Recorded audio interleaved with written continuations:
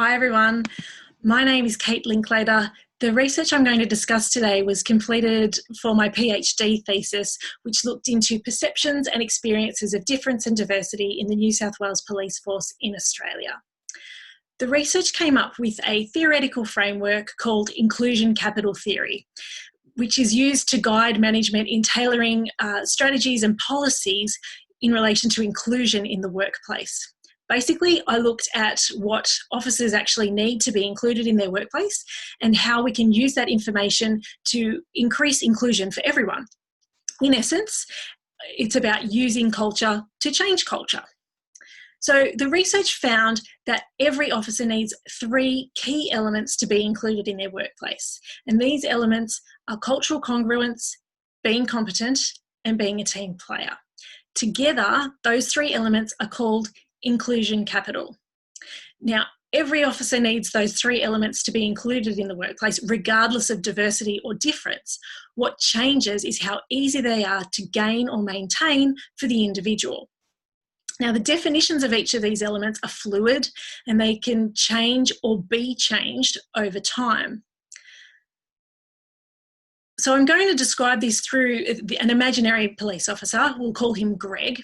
Greg fits the stereotype of a police officer, so he's a white, heterosexual male. And assuming that he is in no way perceived as being different to anyone else, Greg will have those 3 inclusion capital elements quite easily. So I'll describe the 3 elements one at a time. The first one is cultural congruence, or fitting into the informal culture of the organisation. And for this research, it was found that the informal culture for the police was going out drinking with colleagues, taking part in workplace banter, and changing to fit the norm if they didn't already fit the norm.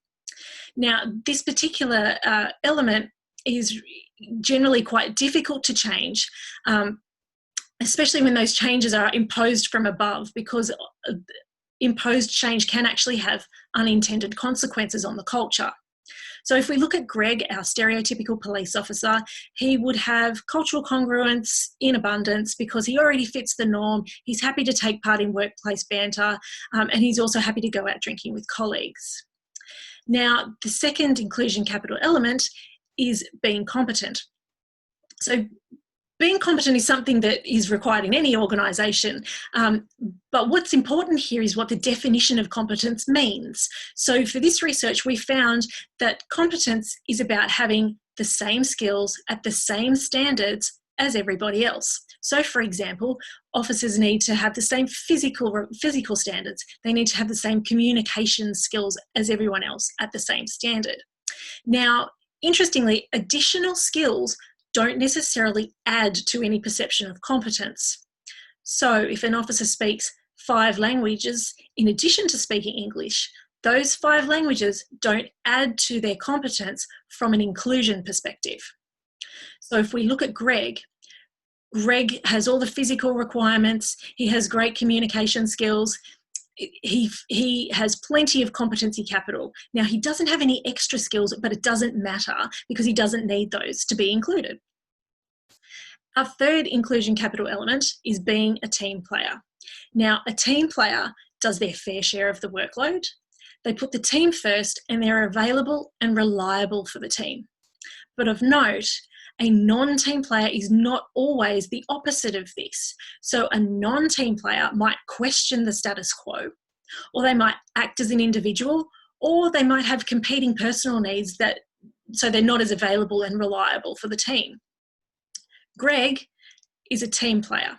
So he has an abundance of team player capital. He's always available to help out the team, and he always puts the team first. So together, those 3 elements, cultural congruence, being competent, and being a team player, are known as inclusion capital. Now, for optimal inclusion, an officer will work on all 3 of those inclusion capital elements, and they work together a little bit like a bank account. So we've called that an inclusion account. Basically, the officer needs to bank inclusion capital into that inclusion account to keep their inclusion up at a good level. Now, it can be banked or lost in many different ways. But as long as they're constantly worked on, the officer will keep their inclusion. So if we look at an officer who's starting in a new workplace, they need to bank some inclusion capital pretty quickly to make sure that they're going to be included going forward. And the easiest way to do that is through cultural congruence and being a team player. So that's the quickest way of doing it. So assuming that the officer is like Greg, yeah, it is pretty easy because he is culturally congruent, he already fits the norm, but also he's able to be a team player, so he can bank inclusion capital quickly. It might not be as easy for other officers though. But we need to remember something. Greg has something else up his sleeve. So he has what we might call inherited capital. Just because he fits the norm, when he walks into the workplace, people might look at Greg and say, oh, he's going to fit in. He's going to be culturally congruent. As such, he already starts with a little bit of capital in his bank, in his inclusion account, which we would call inherited capital. But a different officer who doesn't fit the norm, let's call him Mohammed, might actually start with an inclusion capital deficit. So Mohammed, because he's from a Muslim background, when he walks into the workplace, other officers might look at him and go, oh, he doesn't look like he's going to be culturally congruent. So they might assume that he's not going to drink alcohol with them. Or even worse than that, they might actually see him as a terrorist threat. So his cultural congruence capital starts in deficit. That means Mohammed has to work harder to increase his inclusion capital. Muslim officers in the research actually said that they would go out drinking with colleagues, even though they normally wouldn't do that in their personal lives, just so that they could prove that they fitted into the culture. If we look at a different officer, we'll call her Sarah. Sarah is a part-time officer because she's got young kids at home, so she's a mum and she's got competing priorities. Sarah would be losing team player capital. She'd have a little bit more trouble with her team player capital because she's not seen as being available and reliable to the team, but also because she's part-time, she's not seen as doing her fair share of the work. Part-time female officers in the research said that they actually did a full-time workload despite working part-time hours, just so that they could be seen to be a team player and be seen to be reliable. So we can see cultural congruence and team player capital might be the quickest elements to bank, and for some they're the easiest to bank, but not for everyone, so it depends on circumstances. Now, our other inclusion capital element is competency capital. So this one takes a little bit longer to bank into the inclusion account, so it takes more time in the workplace, and it depends on opportunities that might arise within the team to see exactly what kind of competency can be banked. Now, this one is also the most valuable of the three inclusion capital elements because it has longevity in the inclusion account. So once it's banked, it tends to stay there for a long time, and it's difficult to lose. It can be lost, but it's difficult to lose. So if Mohammed and Sarah bank their competence capital and they've got it sitting in their account, they won't have to work as hard on their cultural congruence and team player capital to stay included. However, officers might not be able to bank their competency capital to start with. So they might find it harder for various reasons, and that means that they have to work a lot harder on their inclusion capital. Let's look at Joe, another officer, the one who speaks 5 languages but also speaks English. Now, perhaps other officers don't see Joe as speaking English at the same standards as them. So he might speak with an accent, or he might use the wrong word occasionally. Therefore, he's not seen as having competency capital.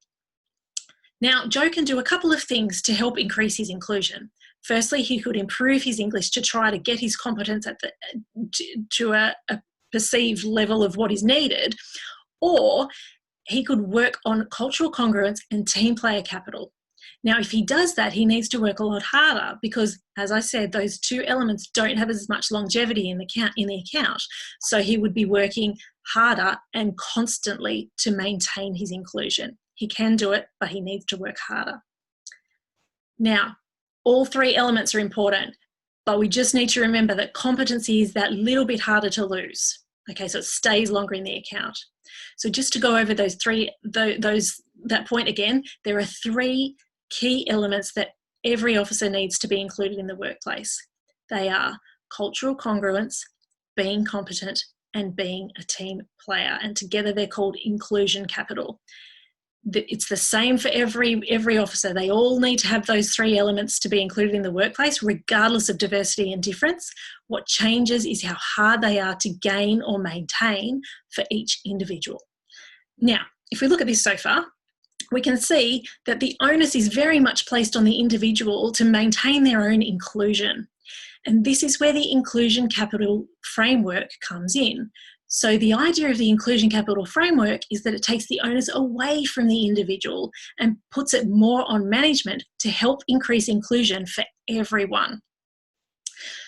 If we look at the ways in which policies are written and enforced, this actually sends messages to officers about what's important to the organisation, and we can use this to help increase inclusion. If we use the framework and the three elements to analyse strategies and policies, we can actually see whether policies assist or detract from any particular individual's inclusion. So policies targeting competence tend to carry more weight because they have more value in the inclusion account. So from that, we can say that changing the definition of competence can actually affect inclusion. Let's go back to Joe. So remember that Joe he speaks 5 other languages, but he's struggling with his competency capital. All right. So we might look, for instance, here, we might look at the recruitment policy and how officers are actually recruited into the workplace. So at the moment, officers are recruited through academic tests, a medical exam, a physical test, a physical fitness test, and an interview which looks at integrity, teamwork, communication, and resilience. Now, I would call all of those things baseline skills, things that every officer would need. So they all need to meet that standard to join the police.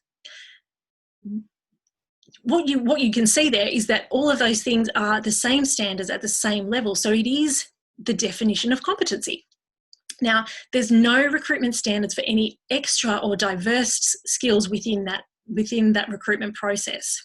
So what I'm suggesting here is that perhaps other factors could actually be used in recruitment.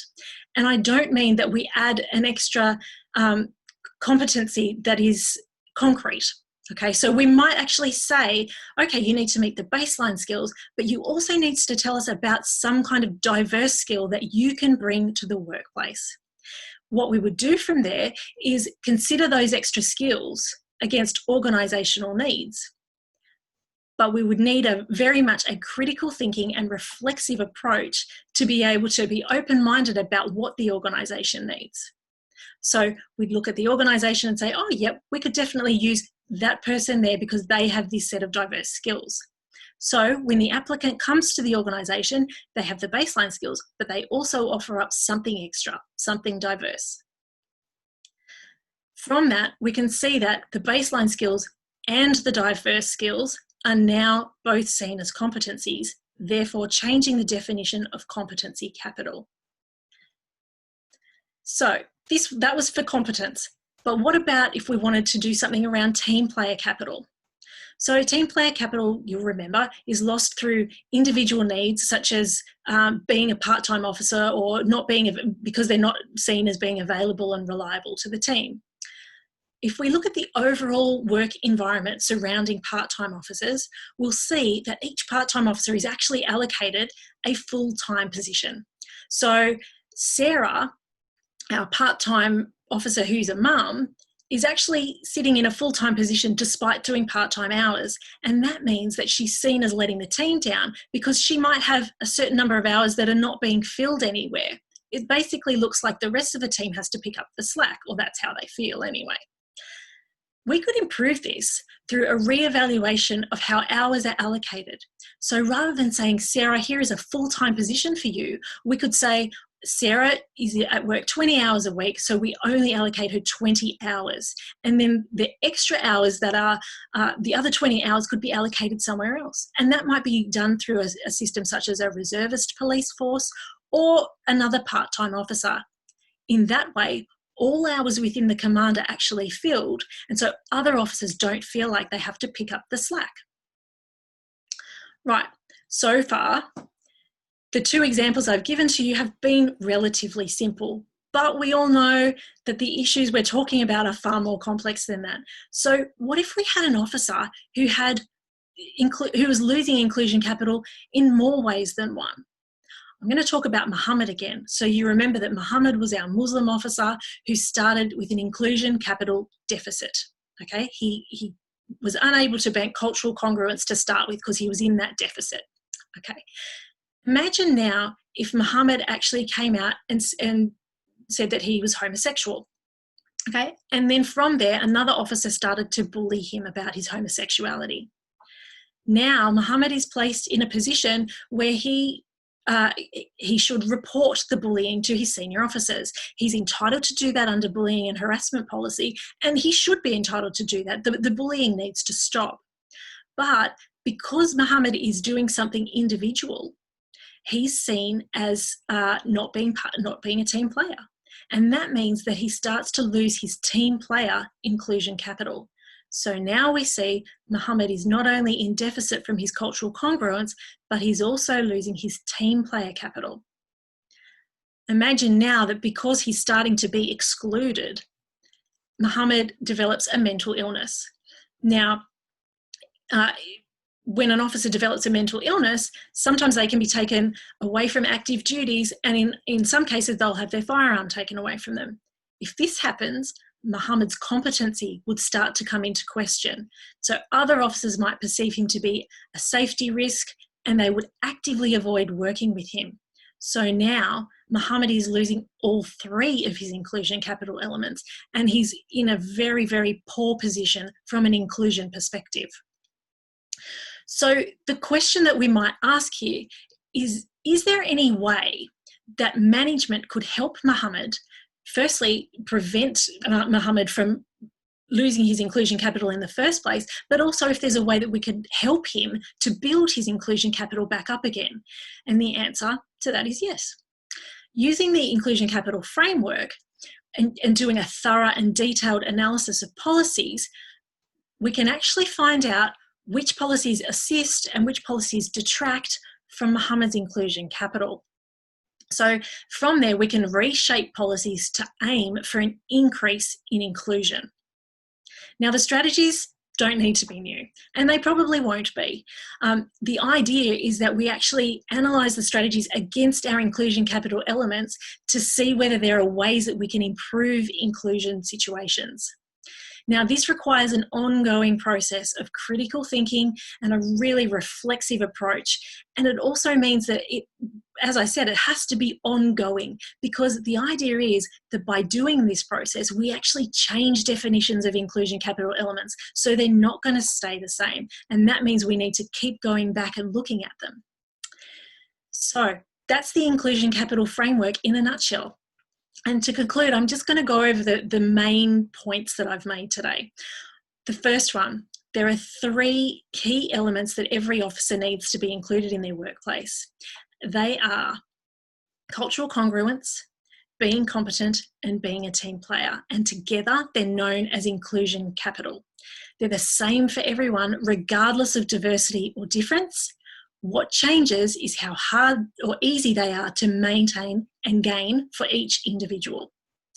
So policymakers can affect the ease with which individuals are included in the workplace by tweaking policy to make sure that they use those three inclusion capital elements within their policy. Finally, by using culture to change culture, we can actually make the change more effective to increase inclusion in the workplace. Thank you for listening.